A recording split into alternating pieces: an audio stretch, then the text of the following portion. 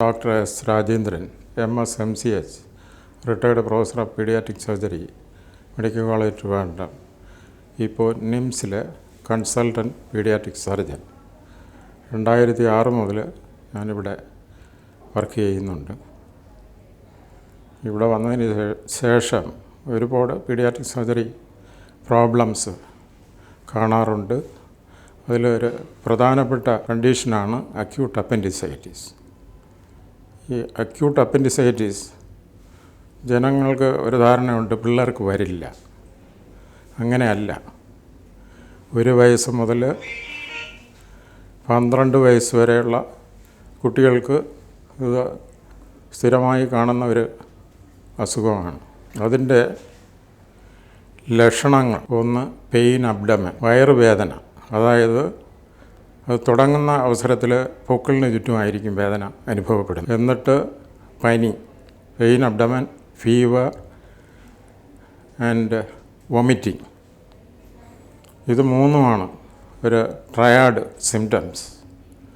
അതിന് മർഫീസ് ട്രയാഡ് എന്ന് പറയും. Pain abdomen, vomiting and fever. Pain abdomen initially around the അംബലിക്കസ്.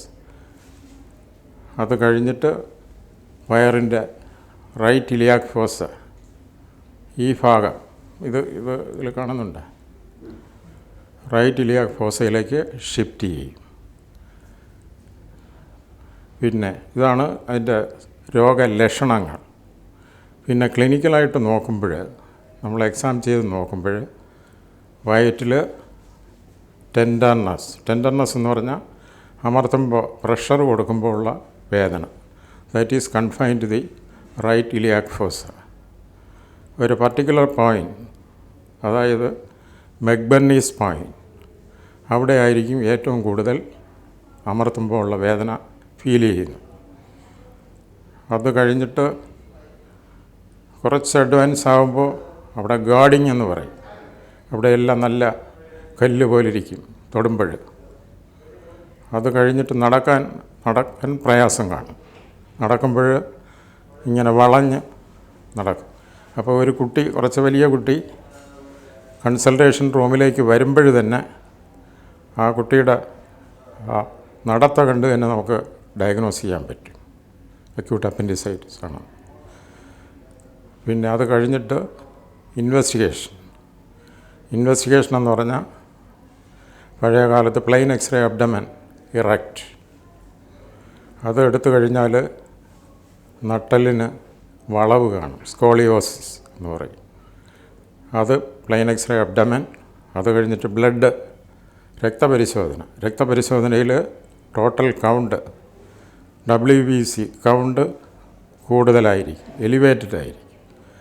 അതിൽ തന്നെ പോളിമോർഫ് എന്ന് പറയുന്ന കൗണ്ട് എലിവേറ്റഡ് ആയിരിക്കും. അത് കഴിഞ്ഞിപ്പോൾ റീസെൻ്റായിട്ട് നമുക്കിപ്പോൾ എല്ലാത്തിനും അൾട്രാസൗണ്ടാണ്. അൾട്രാസൗണ്ട് ചെയ്യുമ്പോൾ അപ്പൻഡിക്സ് ലൊക്കേറ്റ് ചെയ്യാൻ പറ്റും.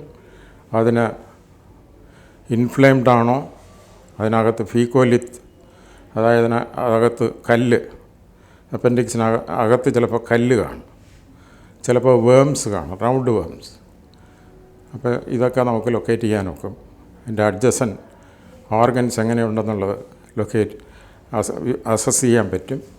ബാക്കിയുള്ള അവയവങ്ങൾ, കിഡ്നിയിൽ സ്റ്റോണുണ്ടോ, ഗാൾ ബ്ലാഡർ സ്റ്റോണുണ്ടോ, ഇങ്ങനെയൊക്കെയുള്ള കാര്യങ്ങൾ എല്ലാം അൾട്രാസൗണ്ടിൽ കൂടെ നമുക്ക് വ്യക്തമായിട്ട് അറിയാൻ പറ്റും. കുട്ടികളിൽ വരുന്നതിൽ ഒരു 80% obstructive type of acute appendicitis ആണ്. ഒബ്സ്ട്രക്ഷൻ എന്ന് പറഞ്ഞാൽ അപ്പൻഡിക്സിൻ്റെ ലൂമൻ അടഞ്ഞു പോകും. അടയുന്നതിനുള്ള കാരണം, ഒന്ന് ഈ അപ്പൻഡിക്സിലുള്ള കല്ല്, 2 ഫോറിൻ ബോഡീസ്, 3 വേംസ്. ഇത് മൂന്നും വന്ന് ഒബ്സ്ട്രക്റ്റ്. ഇതും അല്ലാതെയും വേറെ കാര്യങ്ങളുണ്ട്. മെയിനായിട്ട് ഈ 3 കാര്യങ്ങളാണ്. അപ്പോൾ 80% ഒബ്സ്ട്രക്ഷൻ കൊണ്ടാണ്. ഒബ്സ്ട്രക്ഷൻ വരുമ്പോൾ ലൂമൻ അടയും, there is super added infection and acute inflammation of the appendix. അത് സമയത്തിന് അതിൻ്റെ ഐഡിയൽ ടൈമിൽ ഇൻവെസ്റ്റിഗേറ്റ് ചെയ്ത് കണ്ടുപിടിച്ചില്ലെങ്കിൽ അപ്പൻഡിക്സ് പെർഫറേറ്റ് ചെയ്തിട്ട് അതിനകത്തുള്ള കണ്ടാമിനേറ്റ് മെറ്റീരിയൽ പുറത്ത് ചാടിയിട്ട് ലോക്കൽ പെരിറ്റോണൈറ്റിസ് ഉണ്ടാക്കും. അതും പിന്നെയും നമ്മൾ ട്രീറ്റ് ചെയ്തില്ല എന്നുണ്ടെങ്കിൽ ജനറൽ പെരിറ്റോണൈറ്റിസ് വരും. അത് കഴിഞ്ഞിട്ട് സെപ്റ്റിസീമിയ നമ്മൾ ഇഗ്നോർ ചെയ്ത, അതാണ് അതിൻ്റെ കോംപ്ലിക്കേഷൻസ്.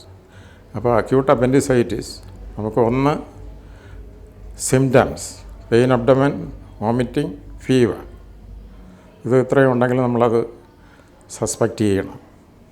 അത് കഴിഞ്ഞിട്ട് നമുക്ക് കൺഫേം ചെയ്യാൻ പറ്റുന്നില്ല എന്നുണ്ടെങ്കിൽ ഇൻവെസ്റ്റിഗേഷൻസ്, ഒന്ന് plain X-ray abdomen, erect, blood examination, urine routine examination and ultrasound examination. പിന്നെയും നമുക്ക് ഡൗട്ടുണ്ടെങ്കിൽ പിന്നെ CT സ്കാനൊക്കെ ചെയ്യാം. അതിൻ്റെ ആവശ്യമൊന്നും വരില്ല. ഈ നേരത്തെ പറഞ്ഞ ലക്ഷണങ്ങളും ഫൈൻഡിങ്സും വെച്ചും കൊണ്ട് നമുക്ക് ഡയഗ്നോസ് ചെയ്യാം. എൻ്റെ ട്രീറ്റ്മെൻറ്റ് എന്താണെന്ന് വെച്ചാൽ അക്യൂട്ട് അപ്പൻഡിസൈറ്റിസ് എമർജൻസി അപ്പൻഡിസെക്ടമി. അതിന് വേറെ ഓപ്ഷനൊന്നുമില്ല. There is no conservative treatment for acute appendicitis, emergency appendectomy.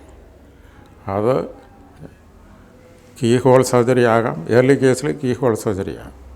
ലേറ്റായിട്ടുള്ള case open appendectomy തന്നെ വേണ്ടി വരും. അത് കഴിഞ്ഞിട്ട് ഇൻഫെക്ഷൻ കൺട്രോൾ ചെയ്യാൻ വേണ്ടി പോസ്റ്റ് ഓപ്പറേറ്റീവ് ഇഞ്ചക്ഷൻ ആൻറ്റിബയോട്ടിക്സ് കൊടുക്കണം. IV ഫ്ലൂയിഡ്സ് 2-3 ദിവസത്തേക്ക് കൊടുക്കണം. അത് കഴിഞ്ഞിട്ട് ഗ്രാഡുവലായിട്ട് ഓറൽ ഫീഡ്സ് സ്റ്റാർട്ട് ചെയ്ത് 5 ദിവസത്തിനകം 5-6 ദിവസം കഴിഞ്ഞ് ഡിസ്ചാർജ് ചെയ്യും. ഇതിൻ്റെ റിസൾട്ട് 100% ഗുഡ് റിസൾട്ടാണ്. സമയത്തിന് കണ്ടുപിടിച്ച് ഇല്ലയെന്നുണ്ടെങ്കിൽ കോംപ്ലിക്കേഷൻസ് വന്ന് പല പ്രോബ്ലംസും വരും. സെപ്റ്റിസീമിയ, ഫൈനൽ ഡെത്ത് അങ്ങനെ വരെ ഉണ്ടാകാം. ഇതാണ് അപ്പൻഡിക്സിൻ്റെ symptoms, clinical findings, investigation findings and treatment modality. Acute appendicitis വേറെ ഒരു കണ്ടീഷനുണ്ട്, മെക്കൽസ് ഡൈവർട്ടിക്കുലൈറ്റിസ്. ഇതും തമ്മിൽ ഡിസ്റ്റിങ്വിഷ് ചെയ്യാൻ പ്രയാസമാണ്. മെക്കൽസ് ഡൈവർട്ടിക്കുലൈറ്റിസ് എന്ന് പറയുന്ന കണ്ടീഷനിൽ സെൻട്രൽ അംബിലിക്കൽ പെയിൻ ആയിരിക്കും. അവിടെ ആയിരിക്കും ഫൈൻഡിങ്സൊക്കെ കാണുന്നത്. ടെൻഡർനെസ്, ക്ലിനിക്കൽ ഫൈൻഡിങ്സൊക്കെ കുറച്ചുകൂടി സെൻട്രൽ ആയിരിക്കും, നോട്ട് അറ്റ് ദി മക്ബർണീസ് പോയിൻറ്റ്. അപ്പോൾ മെക്കൽസ് ഡൈവർട്ടിക്കുലൈറ്റിസ് ഇതിൻ്റെ ഒരു ഡിഫറൻഷ്യൽ ഡയഗ്നോസിസാണ്. എപ്പോഴും അപ്പൻഡിക്സ് ചെയ്ത് കഴിയുമ്പോൾ നമ്മൾ മെക്കൽസ് ഡൈവർട്ടിക്കുലം എക്സ്ക്ലൂഡ് ചെയ്യണം. മെക്കൽസ് ഡൈവർട്ടിക്കുലം ഉണ്ടെങ്കിൽ അത് സിഗ്നിഫിക്കൻ്റ് ആണെന്നുണ്ടെങ്കിൽ അത് റിമൂവ് ചെയ്യണം.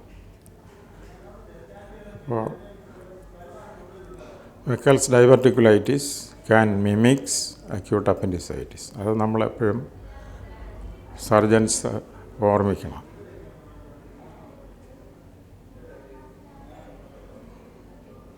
പിന്നെ ഇതിൽ വേറെ പ്രത്യേകിച്ചൊന്നുമില്ല. പിന്നെ വേണമെങ്കിൽ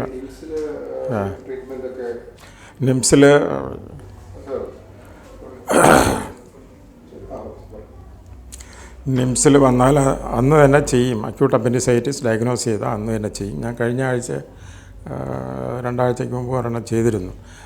ഞാൻ ചെയ്യുന്നത് പിന്നെ ഓപ്പൺ അപ്പൻഡിസെക്ടമിയാണ്. അത് ഏർലി കേസിൽ വേണമെങ്കിൽ കീ ഹോൾ സർജറി ചെയ്യാം. ഓപ്പൺ അപ്പൻഡിസെക്ടമി ആണെങ്കിൽ ഒരു ചെറിയ ഇൻസിഷനേ വരൂ, ചെറിയ ഒരു സ്കാറേ വരൂ. മറ്റേതാണെങ്കിൽ 2-4 പോട്ട് ഹോൾ ഇട്ട് അത് കൂടുതൽ സമയമെടുക്കും. ചിലപ്പോൾ അത് തന്നെ ഓപ്പൺ ആക്കേണ്ടി വരും.